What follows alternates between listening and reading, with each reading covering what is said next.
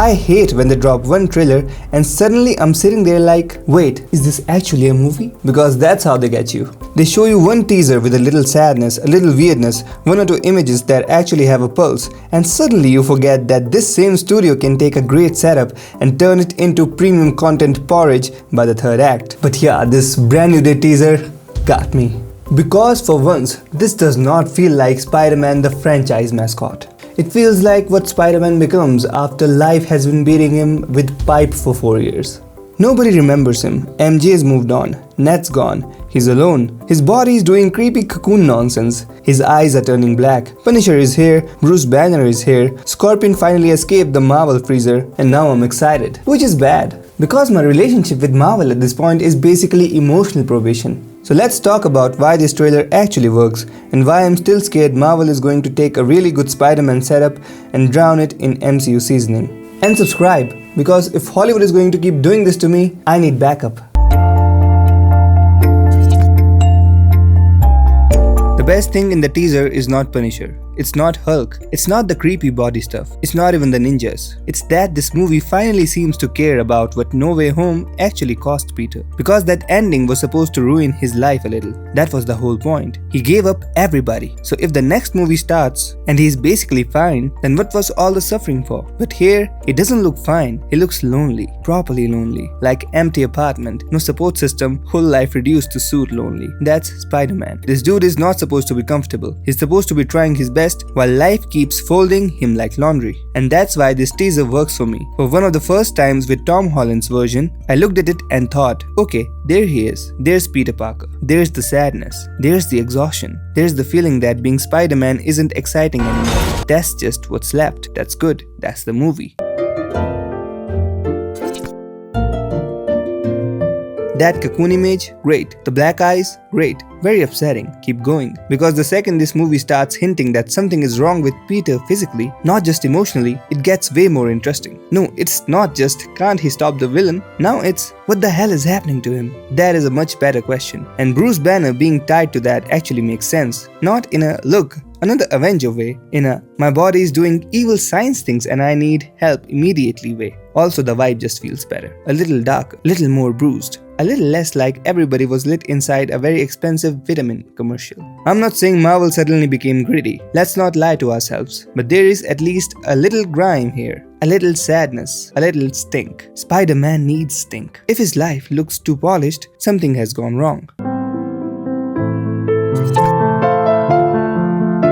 Punisher is a big one, because Frank Castle showing up instantly changes the mood. He makes the world feel meaner, less safe, more adult. He drags Spider-Man's city a little closer to the ground, and that's good. Spider-Man works better when New York feels like it can actually hurt him. Then MJ. This is where the trailer gets mean in the right way. She's moved on. Good, leave it there. Don't rush to fix it. Don't get scared of the sadness and undo memory vibe in the second act. Let Peter sit in that loss. Spider-Man's stories get better when the hero has to keep moving while his personal life is on fire. Same with Ned. Do not make it cute. His life is cooked. And Scorpion, finally, after all this time, Michael Mando has been waiting so long for this payoff, I was starting to think Marvel had misplaced him behind an old Ant-Man poster. So if they're finally cashing that in, good. It's about time.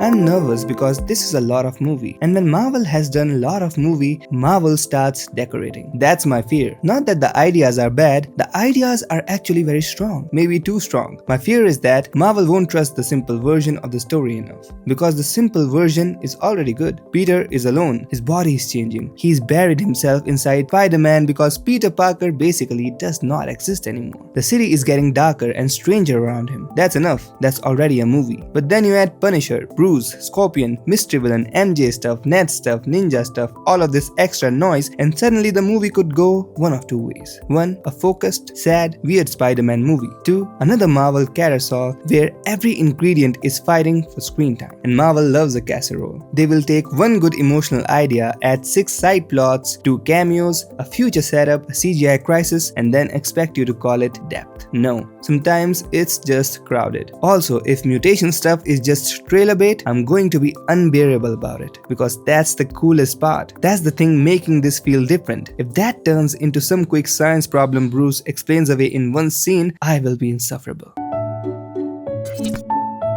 So yeah, I like this teaser more than I wanted to because it looked like it finally understands that Peter Parker should not feel settled. He should feel tired, isolated, slightly doomed, and one bad day away from complete meltdown. This is Spider-Man, and that's why I'm excited. And that's exactly why I'm nervous, because Marvel has a long history of almost finding something real and then sanding it down until it tastes like everything else. The trailer is promising something better, something stranger, something sadder. A Spider-Man movie with actual loneliness and actual consequences. If they commit to it, this could be best Tom Holland Spider-Man movie. If they panic and overstuff it, we'll all look back here pretending crumbs are dinner. But for now, yeah, I'm in. Carefully, suspiciously, against my better judgment, I am in. Because for once, this doesn't just look like the next Marvel thing. It looks like Peter Parker's life is about to get properly miserable. And for Spider-Man, that's usually when it gets good.